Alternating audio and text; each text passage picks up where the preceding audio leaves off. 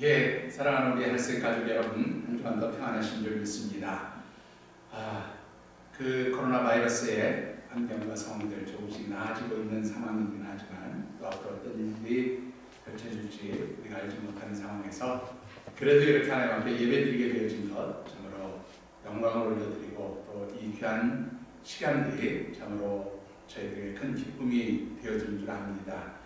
우리 다 한 주간 더 평안하신 줄 믿고 서로 우리 주변의 분들, 이웃과 함께 축복하시고 격려하시는 우리 인사를 나누시지요. 우리 10월에 나누는 인사 기억하십니까? 우리 10월의 인사는 힘내세요. 하나님이 채우십니다. 이 10월의 인사입니다. 우리 서로 축복하시고 격려하시죠. 힘내세요. 하나님이 채우십니다. 힘내세요. 예, 다시 한번 인사하실까요? 힘내세요. 하나님이 채우십니다. 힘내세요. 하나님이 채우십니다. 예, 아무리 우리의 삶의 자리에 참으로 힘들고 어려운 일이 있을지라도 하나님께서 우리의 삶의 자리 모든 빈자리를 채워주실 줄 믿습니다. 하나님 바라보고 의지하시는 마음으로 오늘도 이 예배에 참여하시고 또 하나님 주신 말씀과 능력으로 여러분들이 힘을 얻어서 승리하는 삶을 사시기를 주님의 이름으로 축원합니다. 교회 수식 우리 다 같이 주보를 참고해 주시기 바랍니다. 이미 지난주에도 말씀을 드렸습니다마는 코로나 바이러스와 관련한 방역 수칙이 일부 변경이 되어서 대면 예배를 드릴 수는 있지만 여전히 인원은 50명 미만으로 그렇게 제한되어 있습니다. 그래서 우리가 1부, 2부 50명을 기준으로 해서 정상적으로 주일 예배를 드리고 있습니다. 성전 예배가 가능하신 분들은 가능하면 성전에서 예배를 드려주시기를 부탁드립니다. 동영상 예배, 우리 교회에 나오실 수 없는 분들을 위해서 계속해서 동영상 예배 녹화되어진 것을 우리 유튜브로 그렇게 여러분들이 보실 수 있도록 준비해 놓고 있습니다. 또 우리 주일 2부 예배는 현장에서 바로 여러분들이 실황 중계로 보실 수 있도록 그렇게 준비해서 여러분들에게 유튜브 주소를 보내드리고 있습니다. 여러분들 활용하셔서 꼭 비대면이지만 예배하는 일을 여러분들이 소홀히 하지 않게 되어지기를 바랍니다. 특별히 새벽 예배와 금요 기도회 이제 정상적인 운영을 하려고 합니다. 물론 아직 평일 예배가 허락이 되어진 것은 아닙니다. 그러나 우리 50인 미만의 그 예배 인원 그리고 방역 수칙을 지키면서 다음 주일 이후부터 새벽 예배와 금요 기도회 정상적으로 시작하려고 합니다. 여러분들 예배 회복을 위해서 여러분들이 힘써 주시기를 부탁드립니다. 그리고 교회 학교 예배도 다음 주일부터 정상적으로 운영이 됩니다. 특별히 교회 학교 각 기관에서는 우리의 자녀들이 성전에서 예배 드릴 수 있도록 그렇게 철저하게 준비해 주셔서 우리 자녀들의 신앙과 영적 회복을 위해 힘써 주시기를 부탁드립니다. 또한 우리 부모님들께서도 자녀들이 성전에서 예배 드릴 수 있도록 그렇게 권면해 주시기를 부탁드립니다. 우리 11월 첫 번째 주일은 하늘샘 교회가 지키는 추수감사주일입니다. 여러분들이 추수감사주일 미리미리 마음에 준비하시고 또 기도로 준비하셔서 지난 1년 동안 하나님께서 베풀어 주신 모든 은혜들을 참으로 온전히 감사할 수 있는 그런 성도들이 되어지시기를 바랍니다. 이제 이렇게 미리 추수감사주일 광고를 여러분들에게 드리는 것은 올해도 여러 가지 힘들고 어려운 상황이지만 여러분들이 헌물해 주신 과일과 쌀을 지역 안에 있는 우리 작은 교회 목회자들을 섬기는 일에 사용하려고 합니다. 특히 필요한 양의 쌀을 준비하기 위해서 사전에 수량을 파악하고 있습니다. 쌀을 헌물해 주실 분들은 10월 마지막 주일까지 목회자에게 헌물하실 양들을 알려주시면 우리 준비하는 것에 큰 도움이 될 것입니다. 여러분들의 많은 참여를 부탁드립니다. 이제 우리 다같이 우리의 마음과 뜻과 정성을 다하여서 신령과 진정으로 하나님 앞에 예배드리겠습니다. 여호와는 위대하시니 우리 하나님의 성 거룩한 산에서 극진히 찬양 받으시리로다. 그런즉 거룩한 성전에서 크고 위대하신 하나님께 찬양과 영광을 올려드리기 원하는 자들은 신령과 진정으로 하나님께 예배할지니라. 아멘. 우리의 예배를 기뻐 받아주시는 하나님 아버지, 코로나 바이러스로 인한 혼란한 가운데서도 저희들의 건강을 지켜주시고 또한 인도하여 주시는 종의 감사와 찬양을 올려드립니다. 이 시간 저희들이 하나님 앞에 드리는 이 예배가 아벨의 제사처럼 아름답고 향기로운 예배가 되게 하시사 하나님께서 온전히 흥양하시며 축복하시는 복된 시간 되게 하여 주시옵소서. 주시는 말씀을 통하여 저희들의 상한 마음들이 치유되게 하옵시고 하나님 앞에 쏟아놓는 저희들의 모든 문제들이 주님의 능력으로 해결되고 응답받는 역사 나타나게 하여 주시옵소서. 하나님께서 주시는 은혜 안에서 저희들의 삶의 자리와 교회가 부흥하며 성장하는 기쁨이 넘치게 하여 주시옵소서. 교회의 머리가 되시는 우리 주님 예수 그리스도의 이름으로 간절히 기원하옵나이다. 아멘.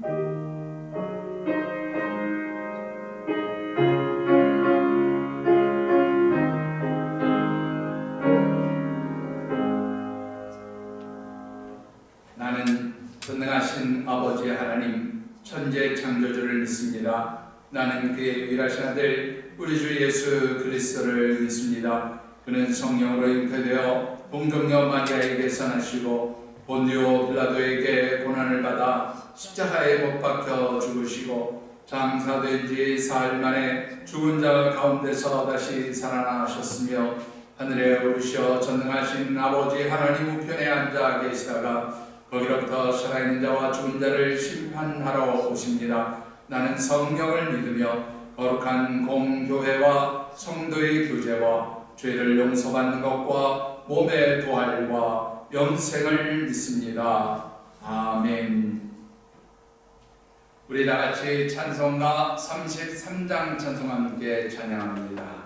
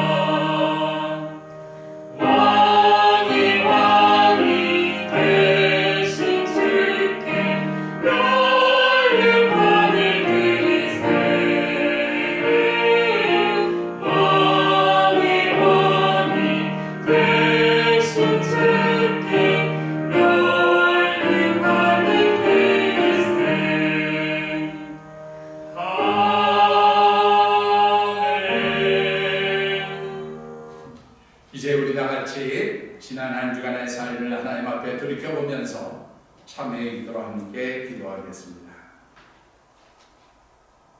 용서를 구하는 자들에게 한없는 자비와 은총을 베풀어 주시는 하나님 아버지, 매일매일 의로움보다는 죄악 가운데 살아가는 저희들을 사랑해 주셔서 오늘도 하나님 전으로 불러주시고 참여할 수 있는 은혜의 시간을 주시니 감사와 찬양을 올려드립니다. 이 시간도 사랑하는 주의 백성들이 하나님 앞에 드리는 참회의 기도를 들으시사 죄인의 길이 아닌 의인의 길로 살아가도록 인도하여 주시옵소서. 하나님 없이 아무것도 할 수 없으면서도 마치 모든 것을 할 수 있는 것처럼 살았지만 결국 아무것도 이룬 것이 없어서 낙심하고 좌절하는 저희들의 어리석음을 하나님 앞에 내어놓습니다. 하나님, 저희들을 불쌍히 여겨 주시옵소서. 입으로는 하나님과 동행하며 성령 하나님의 도우심을 간구하는 삶을 살겠다고 말하면서도 정작 저희들의 삶은 하나님을 바라보고 의지하기보다는 나 자신의 뜻과 의지에 따라서 살아왔음을 고백합니다. 저희들을 긍휼히 여겨 주시옵소서. 저희들의 공로나 행위가 아니라 오직 십자가 보혈의 은총을 의지하며 살아가게 하옵시고 하나님 나라에 이르기까지 겸손하게 주님의 길을 따라 살게 하여 주시옵소서. 이제는 계속해서 침묵 가운데 하나님과 나만이 아는 은밀한 마음속의 죄악들을 고백하며 참회의 기도를 드립니다.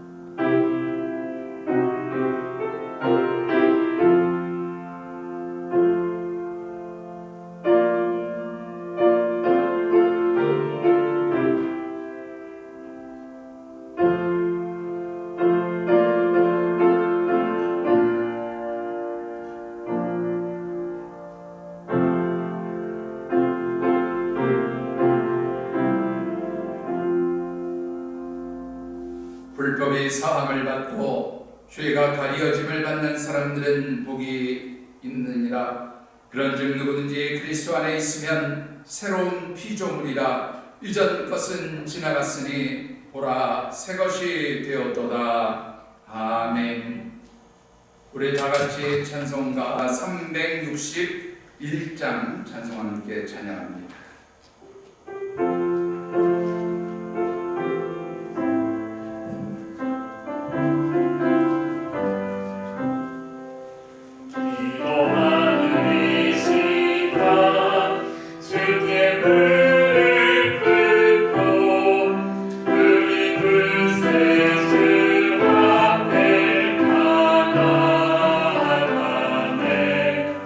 이름으로 나가며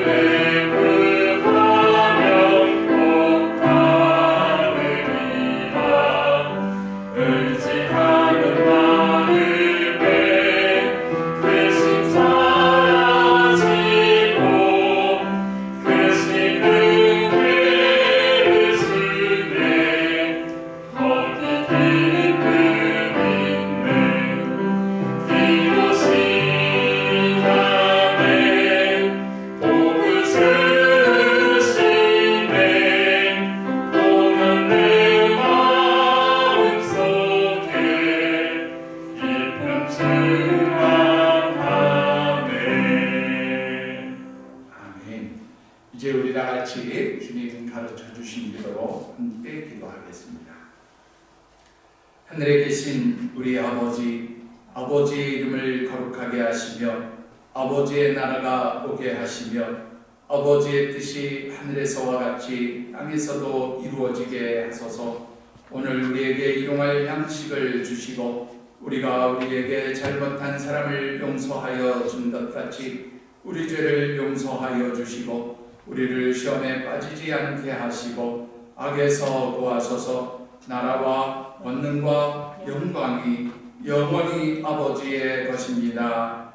아멘.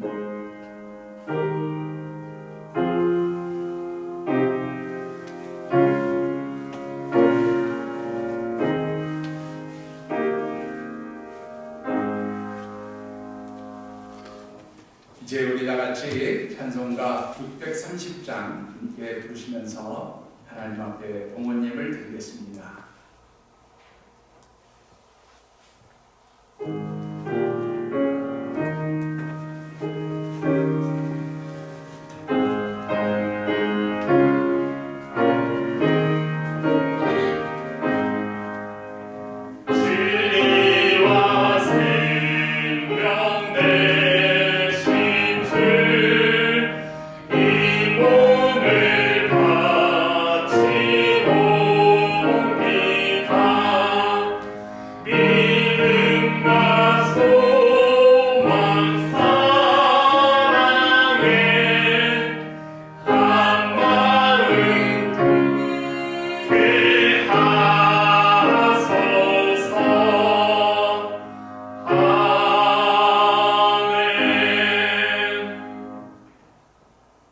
죄인된 저희들이 하나님 앞에 드리는 순수한 마음들을 기쁘게 향해 주시는 하나님 아버지, 넉넉하지 못한 저희들의 삶이지만 하나님께서 주신 모든 은혜들을 헤아려 감사하면서 저희들에게 주신 물질을 하나님께 봉헌할 수 있는 믿음 허락해 주시는 종에 감사와 찬양을 올려드립니다. 작지만 많은 것을 드리고자 하는 저희들의 마음과 중심을 보옵시고 또한 이 예물들을 흠양하여 주시옵소서. 저희들의 삶의 현장에서 땀과 눈물을 흘리며 거두어들인 열매들이 하나님께서 주신 것임을 고백하는 마음으로 11조와 감사의 예물을 드립니다. 주의 몸된 뒤의 여러가지 사역과 하나님 앞에 헌신을 다짐하는 마음을 담아 목적의 예물과 주일 헌금으로 봉헌드립니다. 주의 복음이 땅끝까지 증거되기를 소원하며 선교의 예물을 드립니다. 하나님의 성전이 속히 헌당되기를 간절히 기도하면서 드리는 성전 건축의 예물도 있습니다. 하나님, 이 귀하고 아름다운 모든 예물들을 흠양하여 주옵시며 하늘의 풍성한 축복으로 채우시고 더하여 주시옵소서. 우리의 자녀들이 주님의 손길 안에서 세계를 움직이는 하나님의 일꾼들이 되게 하옵시고 주의 백성들의 삶의 자리가 늘 형통하고 복되게 하여 주시옵소서.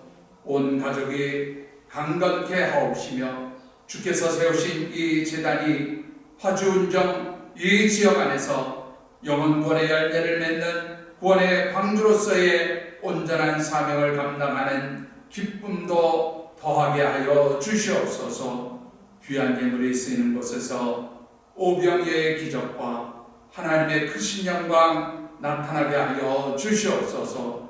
우리를 향하여 하늘의 풍성한 축복을 간구해 주시는 우리 주님 예수 그리스도의 이름으로 간절히 축복하며 봉헌 기도드리옵나이다. 아멘.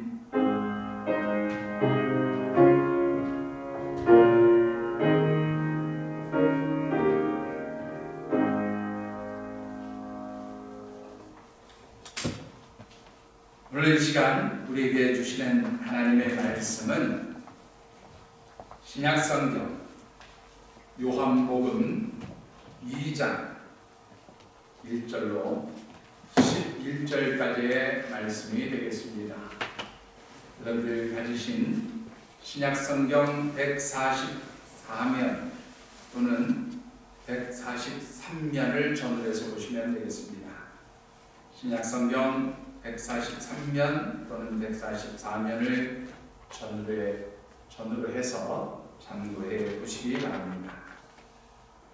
주신 말씀 다 찾습 줄 알고 제가 말씀을 받들어 읽을 때에 이 시간 우리 모두에게 주시는 하나님의 음성이 있기를 바랍니다.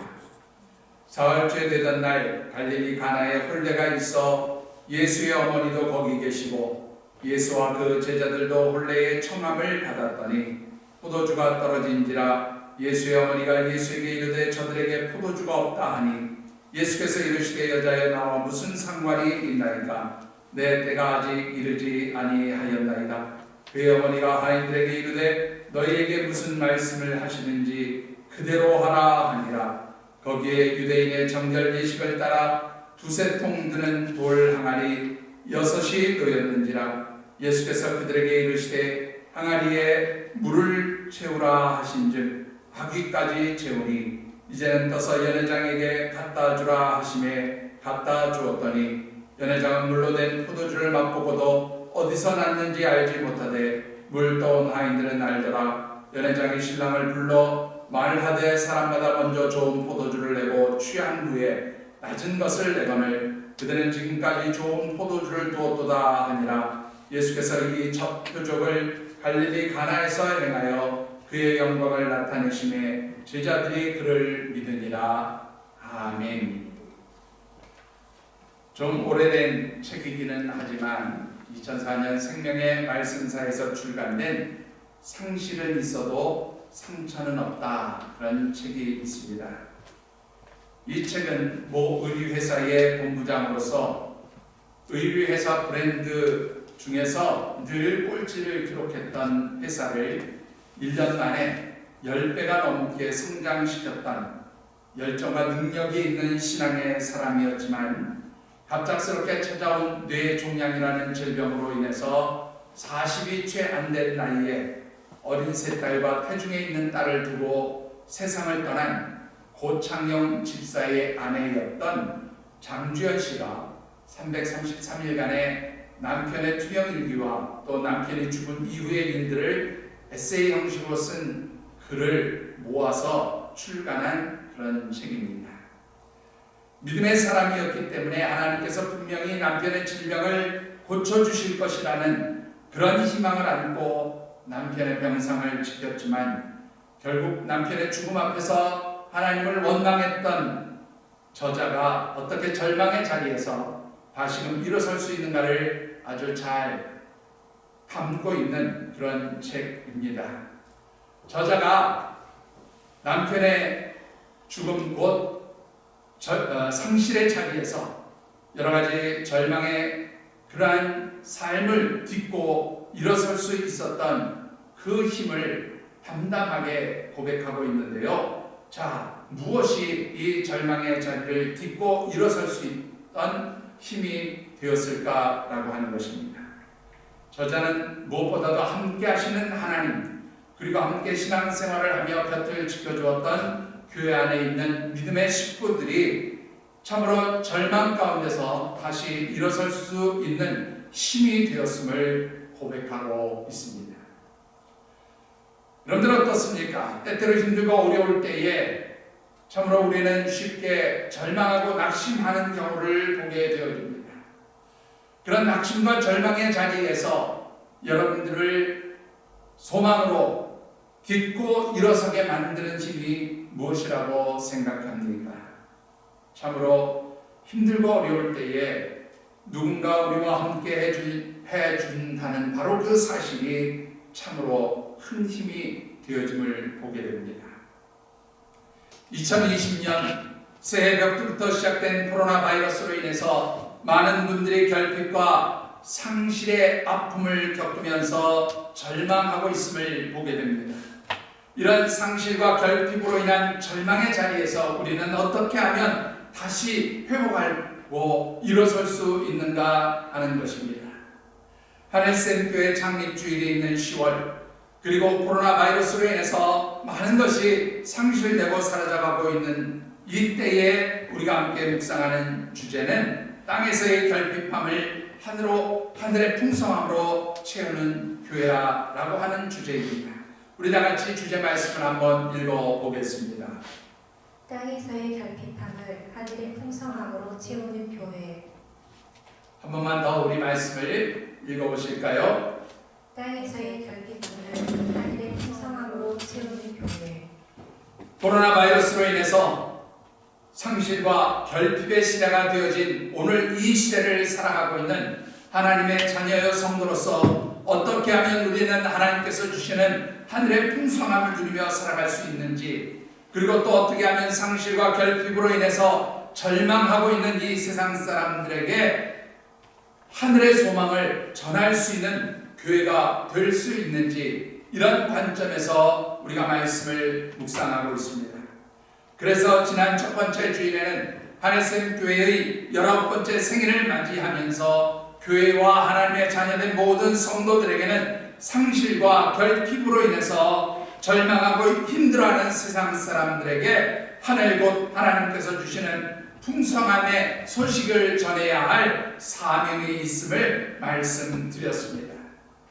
오늘 두 번째로 드리고 싶은 말씀은 결핍으로 인한 절망 속에서 우리를 소망 가운데 일어설 수 있게 하는 것은 우리와 함께 하시는 주님 안에서 믿음의 간구와 순종을 통하여 하나님 주시는 풍성한 축복의 은총들을 누릴 때에 그 모든 절망과 낙심의 자리를 딛고 일어설 수 있음을 말씀드리고 싶습니다. 오늘 우리에게 주시는 하나님의 말씀은 갈릴리 가나 혼인잔치 자리에서 예수님이 보여주셨던 첫 번째 기적이 기록되어진 말씀입니다. 특별히 본문 말씀 중에는 결핍으로 인한 절망의 문제들이 어떻게 소망과 기쁨으로 회복될 수 있는가를 아주 분명하게 보여주고 있음을 깨닫게 됩니다. 주신 말씀을 묵상하는 가운데 코로나 바이러스로 인해서 절망 가운데 있는 이 세상 사람들에게 소망과 기쁨을 전하는 우리 하늘샘 교회와 또한 우리 믿음의 하늘샘 가족들이 되어주시기를 주님의 이름으로 축원합니다. 자, 오늘 주신 말씀을 통해서 우리가 먼저 묵상해 보고 싶은 것은 우리가 세상에서 살아가는 동안에 늘 풍성함을 누릴 수 없는 이유가 무엇인가 하는 것입니다. 그것은 우리가 가진 연약함과 한계 때문에 늘 풍성할 수 없다는 것을 말씀드립니다. 본문 1절부터 3절 우리 전반부까지의 말씀 우리 같이 한번 받들어 읽어보겠습니다. 사흘째 되던 날 갈릴리 가나에 혼례가 있어 예수의 어머니도 거기 계시고 예수와 그 제자들도 혼례 청함을 받았더니 포도주가 떨어진지라.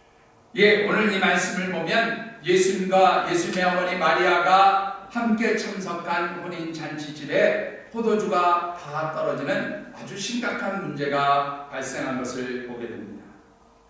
여러분들이 생각하실 때 잔치집에 포도주가 떨어질 수도 있는 것이지 왜 이것을 심각한 문제라 그렇게 말하는 것이냐 반문하실 분도 계실지 모르겠습니다. 본문의 상황을 좀 더 깊이 이해하기 위해서는 우리 이스라엘의 혼인잔치에 대해서 잠시 살펴보는 것이 좋을 것 같습니다. 여러분들 이스라엘 백성들의 혼인잔치는 대부분의 경우에 있어서 대략 일주일가량 지속되어진다고 합니다.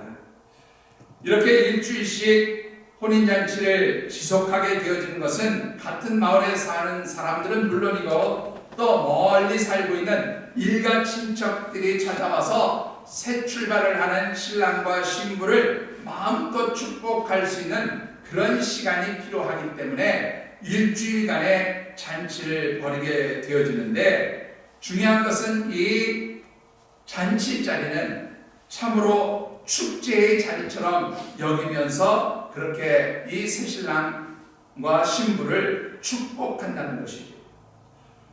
또한 이제 이렇게 새로 출발하는 새 가정을 축복하고 격려하는 하객들이 찾아오면 이 하객들을 이제 신랑이나 신부의 집에서는 아주 정성껏 최고의 대접을 하는 것이 참으로 중요한 일이었다고 합니다.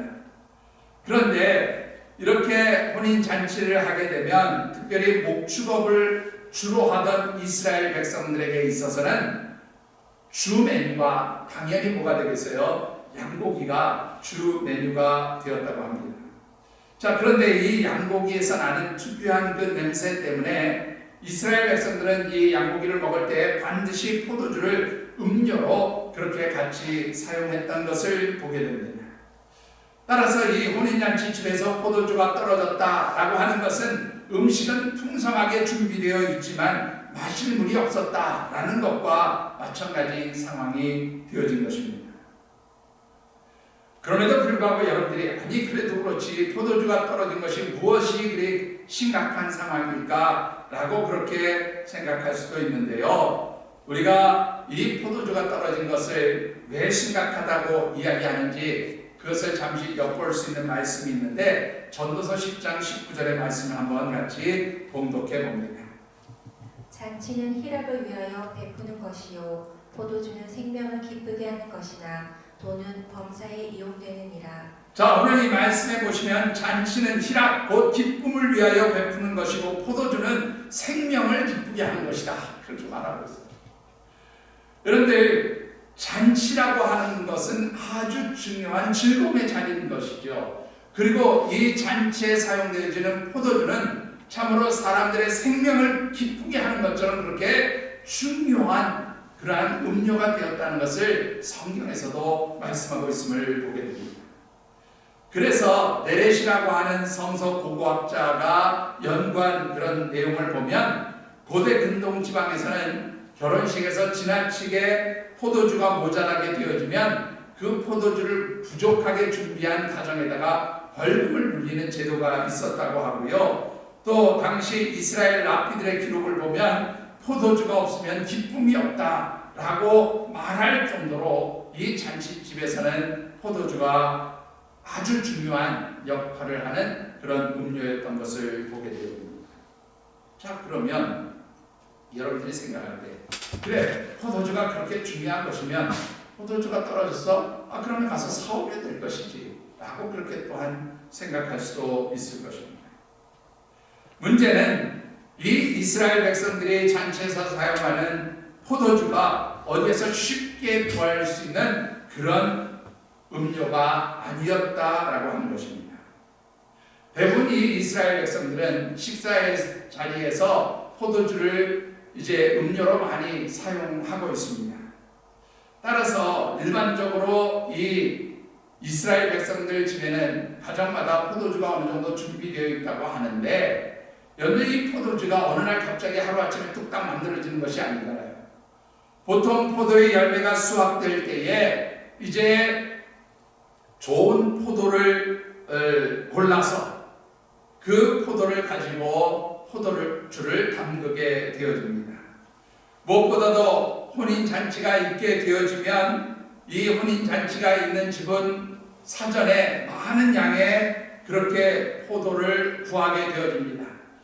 잔치에 참여하는 그러한 하객의 숫자를 이제 예상하고 거기에 얼마만큼의 포도주가 필요할까 그렇게 생각하면서 좋은 포도를 구하고 그 구한 포도로 포도주를 담그게 되어지는 것이죠. 따라서 포도주가 떨어졌다라고 할 때 이것을 어디서 갑작스럽게 물을 사듯 그렇게 구할 수 있는 음료가 아니었다라고 하는 거죠. 여러분들 오늘 이런 갈릴리 가나 혼인잔치의 집에 포도주가 떨어진 이 환경과 상황을 보면서 우리가 깨닫게 되어지는 아주 중요한 우리의 연약함들이 있음을 보게 됩니다. 자, 그것이 무엇입니까?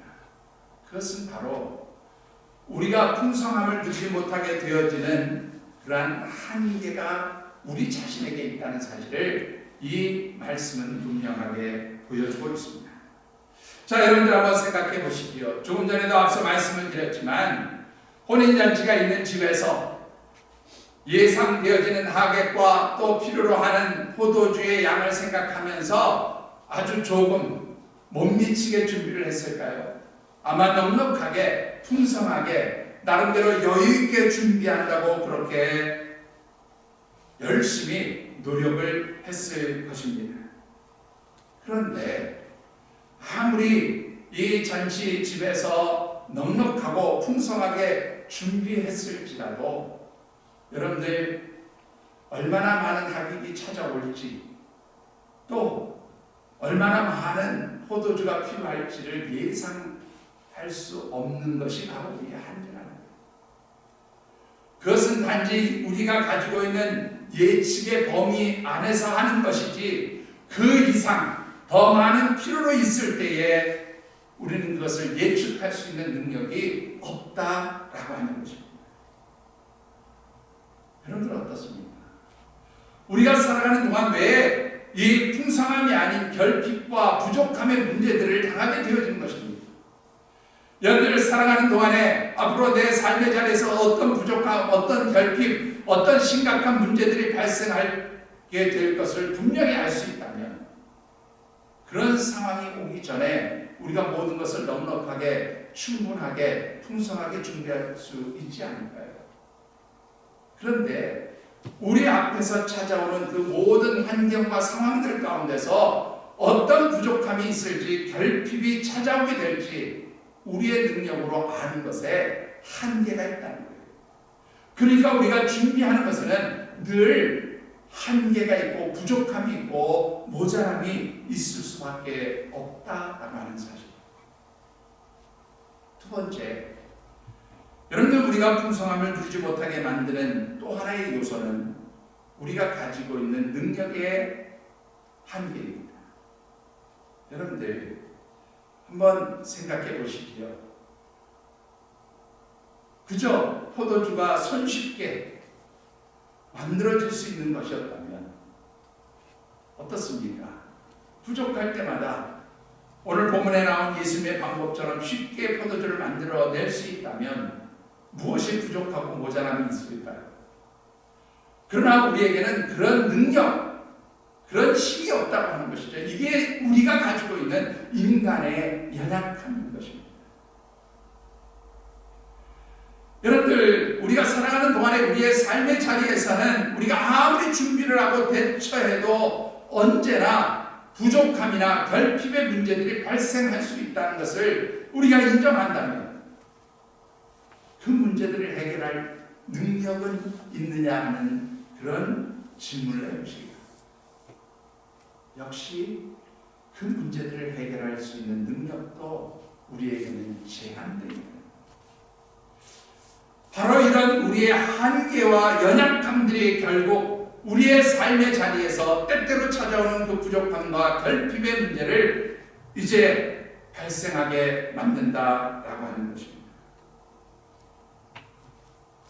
여러분들 이런 부족과 결핍은 어떤 결과를 가져옵니까? 우리의 삶에서 기쁨을 상실하게 만들어요.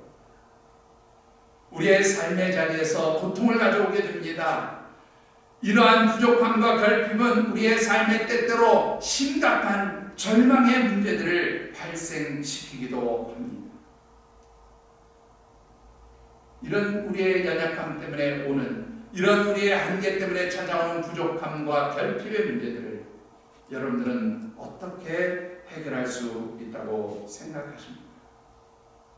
오늘 우리에게 주신 이 하나님의 말씀을 보면 이 부족함과 결핍의 문제를 해결하기 위해서는 중요한 두 가지의 요소와 또한 중요한 두 가지의 준비가 필요함을 보게 되어집니다. 자, 먼저 무엇이 중요한 두 가지의 요소가 되어집니까? 그 첫 번째는요, 기도하는 것이 필요하다라고 하는 것입니다.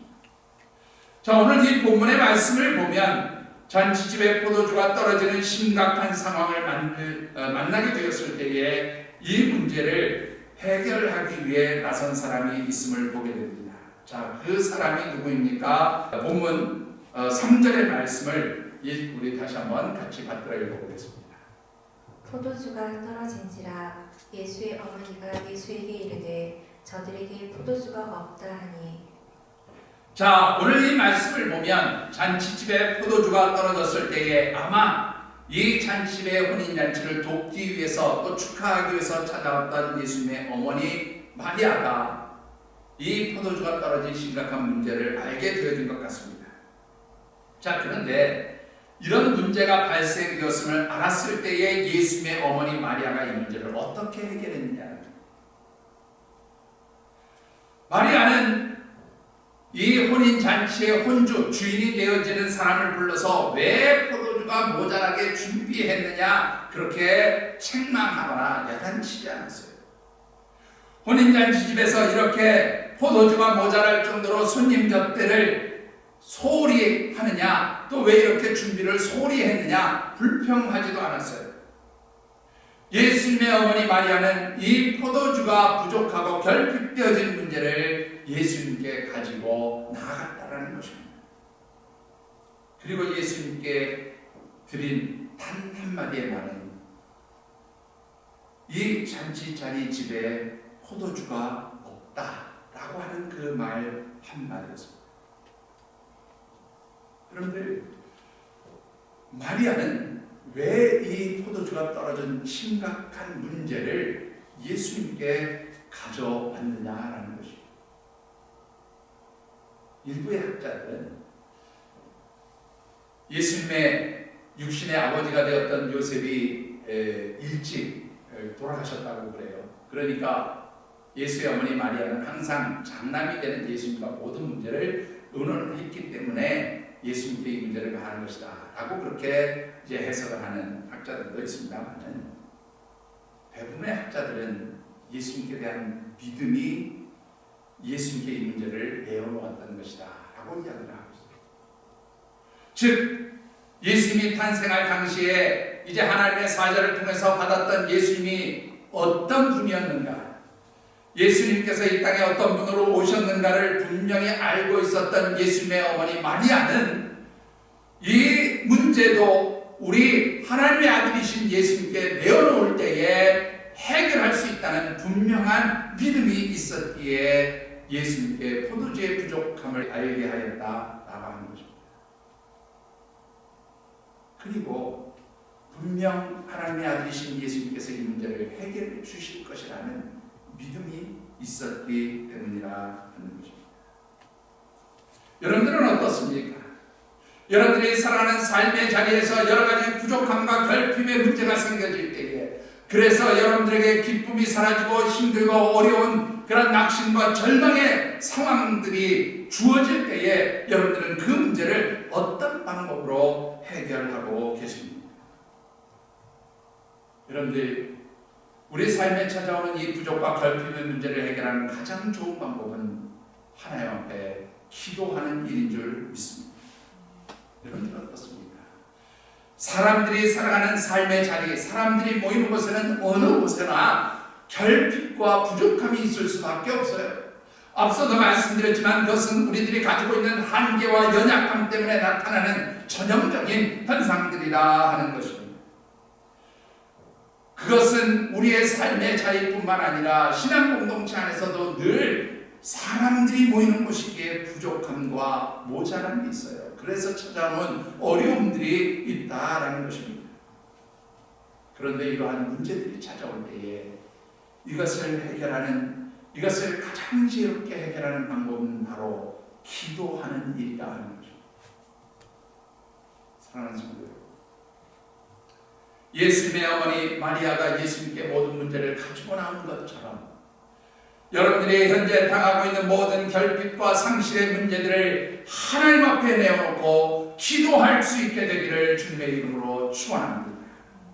기도할 때에 바로 그 기도를 통해서 하나님이 채우시는 풍성함의 역사가 시작되어진다라고 하는 것이죠. 두 번째, 우리의 삶의 자리에 찾아오는 부족함과 결핍의 문제를 해결하는 또 하나의 중요한 요소는 믿음으로 순종하는 것이라 그렇게 말씀을 드릴 수가 있습니다. 자, 오늘 본문 말씀 가운데 5절로부터 조금 길지만 우리 8절까지의 말씀을 같이 한번 더 읽어보겠습니다. 그의 어머니가 하인들에게 이르되 너희에게 무슨 말씀을 하시든지 그대로 하라 하니라.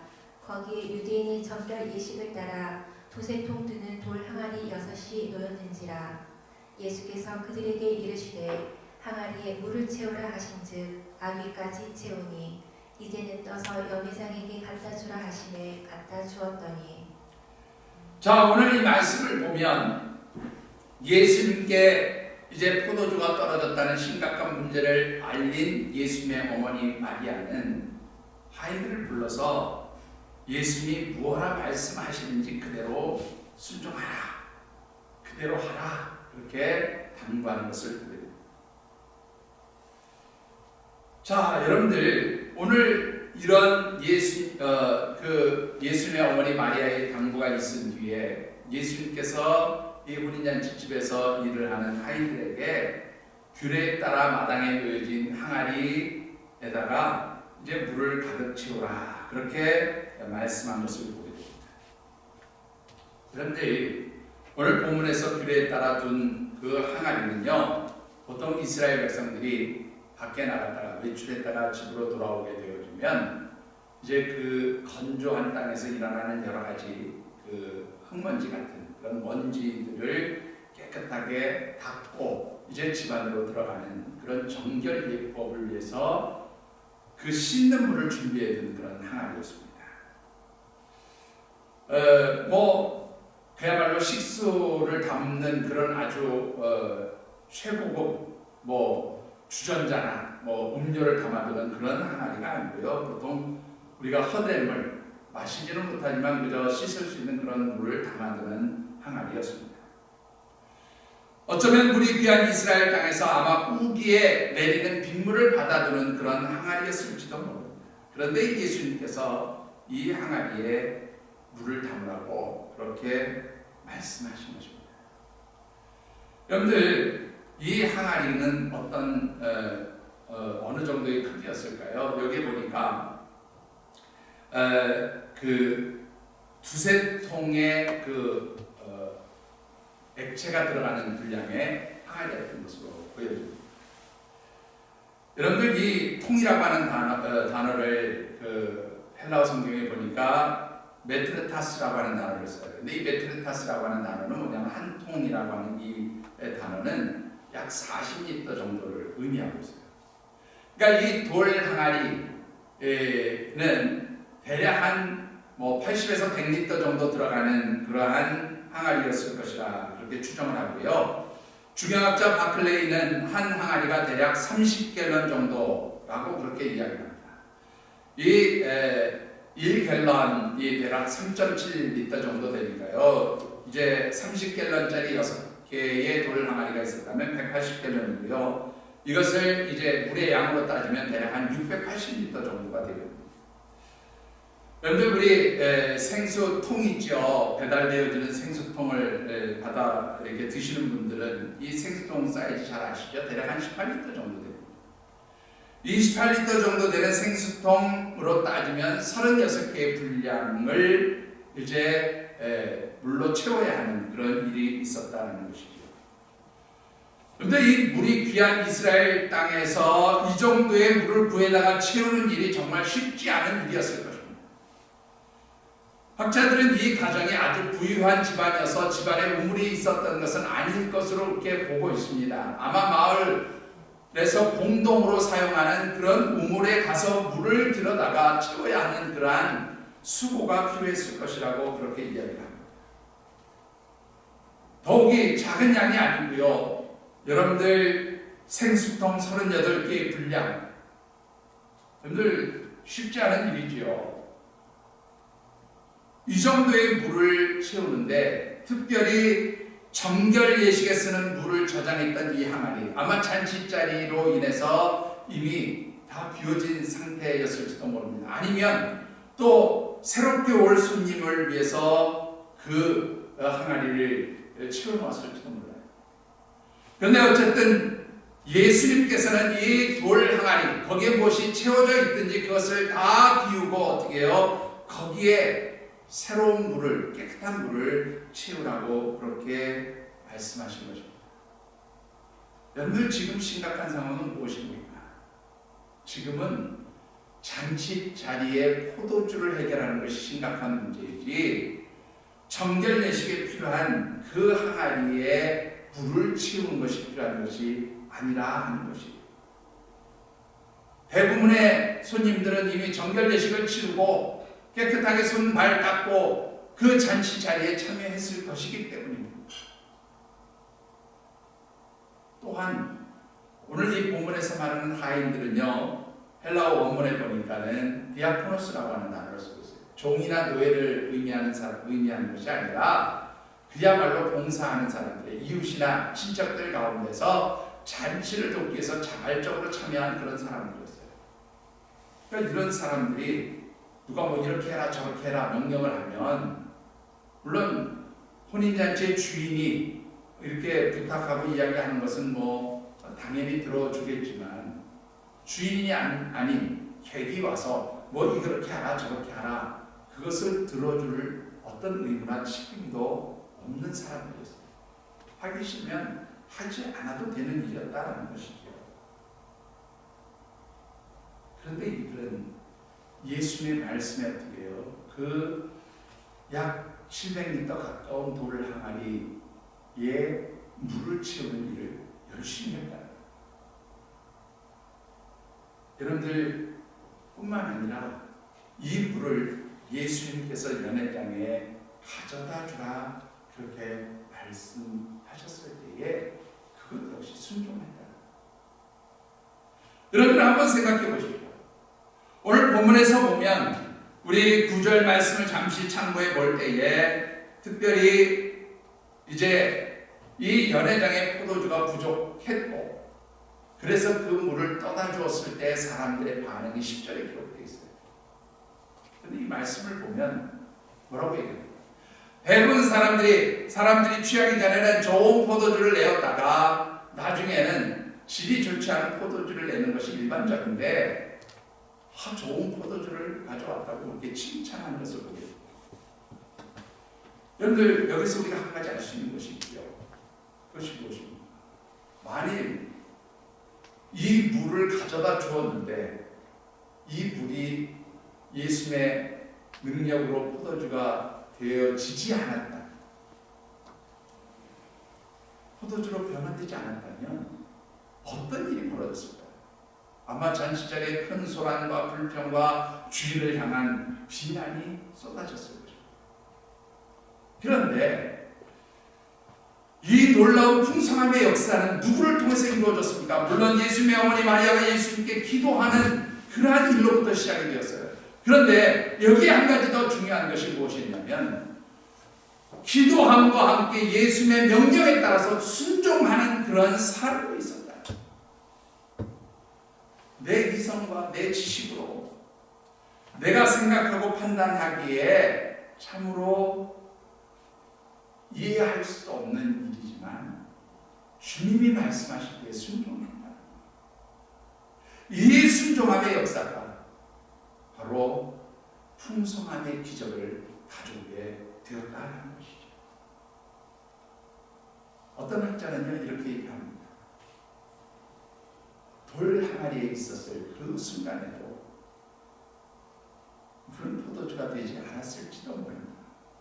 그러나 그 돌 항아리에서 물을 떠서 이 하인들이 잔치 자리에 놓는 그 순간, 그 순종함의 순간 바로 하나님의 역사가 나타났을 것이다. 그렇게 말하는 성경학자도 있습니다. 여러분들 어떻습니까?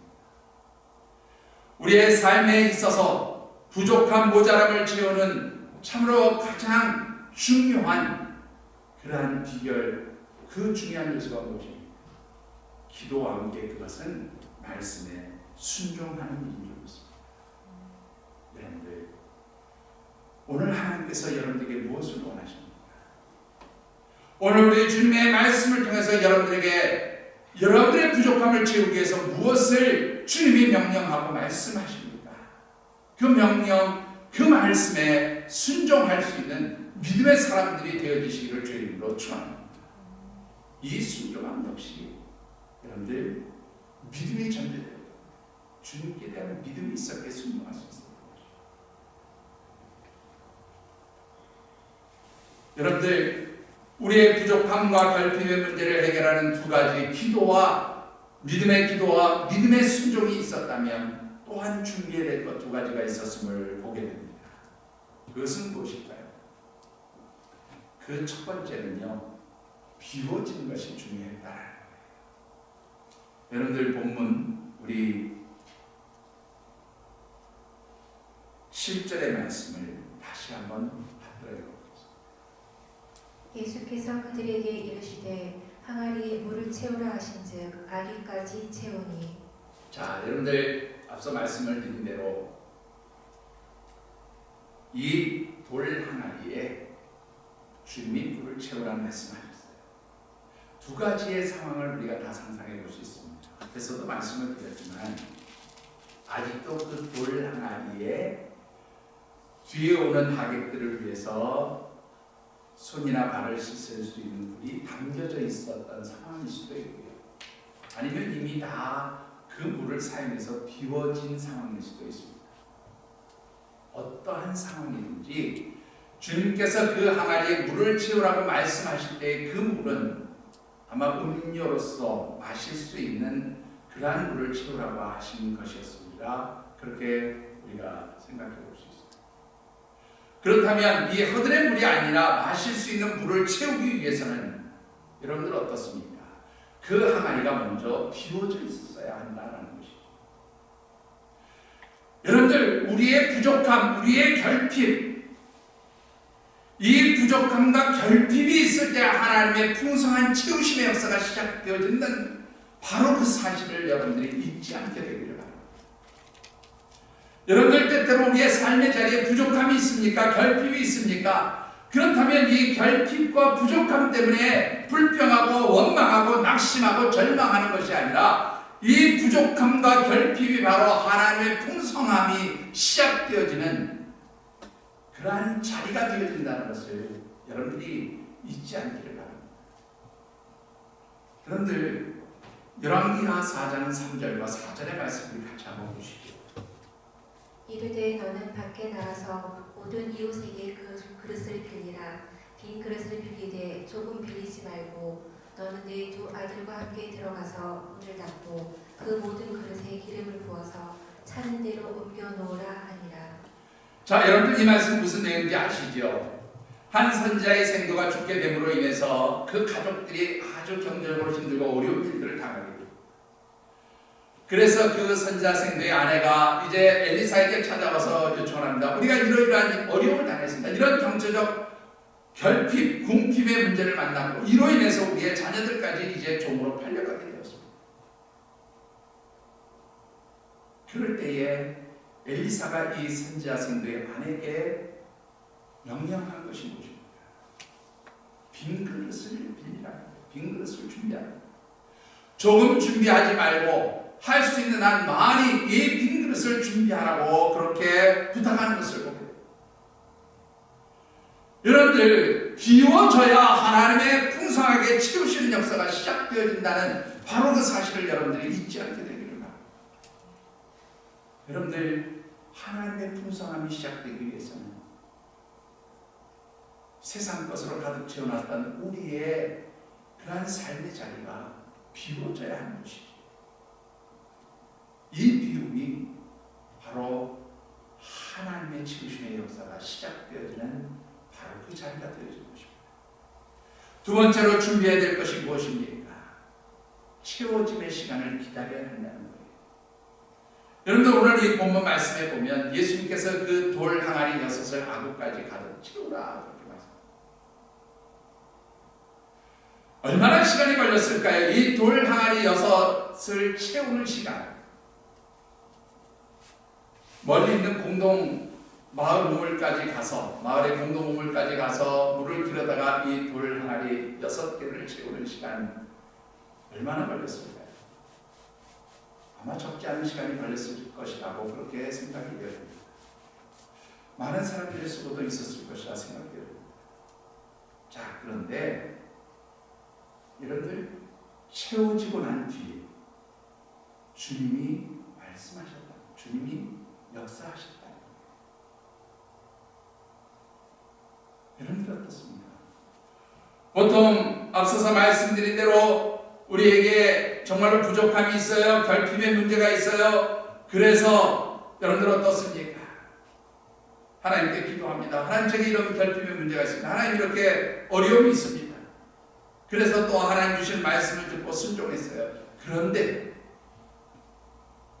눈앞에서 하나님을 채우시는 풍성한 역사가 일어나지 않을 때 많은 이들이 어떻게 합니까? 불평합니다. 원망합니다. 그런데 여러분 여기서 중요한 것이 있어요. 아구까지 채워지는 그 시간이 필요했다. 여러분들 무엇을 말씀해 줍니까? 우리에게 부족함과 결핍의 문제를 해결하는 그러한 채움의 시간, 우리의 모든 부족함의 분량을 믿음으로 채워가는 그 시간이 먼저 우리에게 있어야 한다는 거예요. 이런 준비가 있어야 합니다.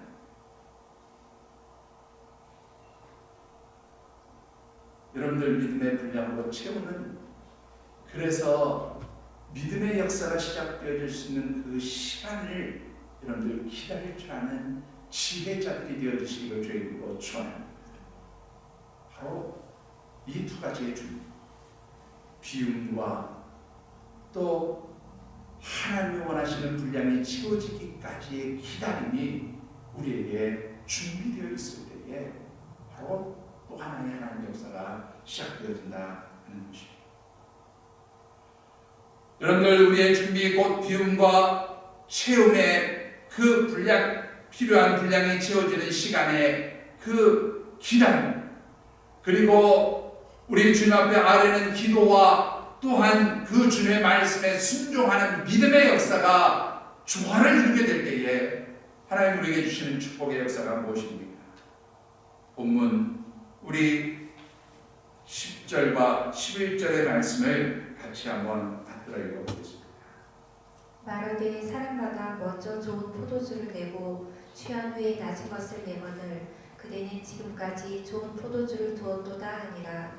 예수께서 이 첫 표적을 갈릴리 가나에서 행하여 그의 영광을 나타내심에 제자들이 그를 믿으니라. 여러분 오늘 이 말씀을 보시면요, 잔치 자리에서 사람들이 그 어떤 그 감정의 표현을 했는지는 잘 드러나 있지 않아요. 자, 그런데 중요한 것은 이 말씀을 보니까요, 대부분의 사람들이 그야말로 처음에는 좋은 품질의 포도주를 내어놓았다가 나중에는 질이 좀 낮은, 취했으니까 맛을 잘 알지 못하니까 이제 낮은 품질의 포도주를 내어놓는데 오늘 이 집은 반대로 됐다는 거예요. 처음에도 좋은 포도주였지만 더 좋은 포도주를 내어놓았다 라고 하는 것은 여러분들 이 잔치에 참여한 사람들이 기뻤다는 거죠. 즐거움이 있었다는 거예요. 그것뿐입니까? 여러분들 부족했던 이 포도주가 다시금 이 결례에 따라 이제 놓여진 그 돌 항아리 6에 가득 채워지는 풍성함의 역사가 나타납니다. 여러분들 이런 부족함이 풍성함으로 채워지고 기쁨으로 회복되어지는 역사보다 더 중요한 것이 있었어요. 바로 그것은 11절에 있는 말씀입니다. 예수님께서 이 기적의 영광을 나타내심에 제자들이 그를 믿게 되었다. 하나님의 영광을 받으실 뿐만 아니라 이로 인해서 예수 그리스도를 제자들이 믿게 되었다라는 것이, 믿는 사람들이 생겨났다라는 것입니다. 여러분 우리가 부족하고 모자란 결핍의 시대를 살아가고 있지만 여러분들이 믿음 안에서 기도하며 하나님 말씀에 순종할 때 또 하나님 주시는 풍성함을 체험받기를 원하면서 세상의 것이 아닌 참으로 하나님의 것을 소망하며 우리의 삶을 비워갈 때에, 그리고 하나님께서 주시는 그 모든 믿음의 분량이 채워지기까지 기다리며 인내할 때에 하나님 주시는 풍성함의 역사를 통하여서 이 세상 사람들이 하나님이 살아계심을 보며 하나님께 영광을 돌릴 뿐만 아니라 바로 이러한 일들을 통해서 아름다운 주의 복음이 증거되고 예수 그리스도를 믿는 자들이 나타나게 되어지는 줄 믿습니다. 말씀을 맺습니다.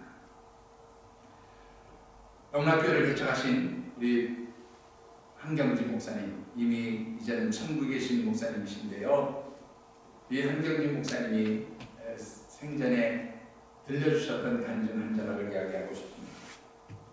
한 목사님이 영락교회 건축을 위해서 처음에 이제 그 기공 예배를 드리게 되었다고 해요. 그런데 이 영락교회를 처음 건축할 때 아마 그 돌 예배당을 얘기하는 것 같아요. 지금도 있는 그 예배를 처음에 이제 건축할 때에 출석 교인이 150명 정도였다고 하는데, 그때 한 목사님께서 이 성도들에게 지금으로서는 정말 상상도 할 수 없는 그런 헌신을 요구하셨어요. 그 헌신의 요구가 뭐냐면 성도들 각자의 집에서 열흘치 먹을 식량만 빼고는 다 가져와라. 하나님 앞에 이 건축을 위해서 봉헌해라. 그렇게 헌신을 요구했다. 여러분들 요즘 만약 그런 요구를 하는 목사님이 있다 그러면 그야말로 하루아침에 목사님 시민 투표를 해보자 뭐 이런 말도 안 되는 요구를 하느냐 뭐 그럴지도 모르겠습니다. 아마 교회 전체가 시험에 들었을지도 모릅니다. 그런데 이때 당시만 해도 참 성도들의 신앙이 순수했죠. 그래서 이 150명의 성도들 가운데 53명의 성도가 정말 말씀하신 그대로 집에 열흘치 쌀만 남겨두고 다 가져다가 이 성전 건축하는 데 하나님 앞에 드렸다. 여러분들 그 후 30년이 지난 뒤에 어떤 축복의 역사가 나타났습니다. 이 헌신했던 53명이 참으로 우리나라의 300대 기업 안에서 다 300대 기업 안에 들어가는 그런 기업의 주인들이 되었다. 여러분들 때때로 하나님께서 우리에게 요구하시는 헌신 또 우리에게 요구하시는 순종함은 우리가 이해할 수 없는 또 때로는 우리가 감당하기 버거운 그런 순종을 요구하실 때가 있을지도 모릅니다. 그러나 하나님 원하시는 것은 그 순종에는 반드시 비움을 요청하시는 거죠. 너희들 것을 한번 비워. 그렇게 비움을 요청하시고 순종할 때에 또 그 하나님 주시는 은혜의 역사를 기대하면서 하나님 앞에 기도하고 부르짖고 간구할 때에 하나님께서는 놀라운 치료의 역사, 풍성의 역사를 허락해 주시는 줄 믿습니다. 이 귀한 하나님의 손길과 능력을 여러분들이 믿음의 눈으로 바라보면서 이 결핍과 또 부족함으로 인해서 낙심하고 절망하는 시대 가운데 여러분들이 하나님 주시는 하늘의 풍성함을 참으로 전할 수 있는 성도들이 되어주시고 또 이를 위해서 먼저 기도하시고 순종하시는 우리 귀한 믿음의 할생 가족들이 되어주시기를 주님의 이름으로 축원합니다. 기도하겠습니다. 하나님, 참으로 힘들고 어려운 결핍과 상실의 시대를 맞이했지만 우리와 함께 하시는 주님으로 인하여 하나님으로 인하여 참으로 저희들은 낙심과 절망보다는 소망을 가지게 되어주길 기대합니다.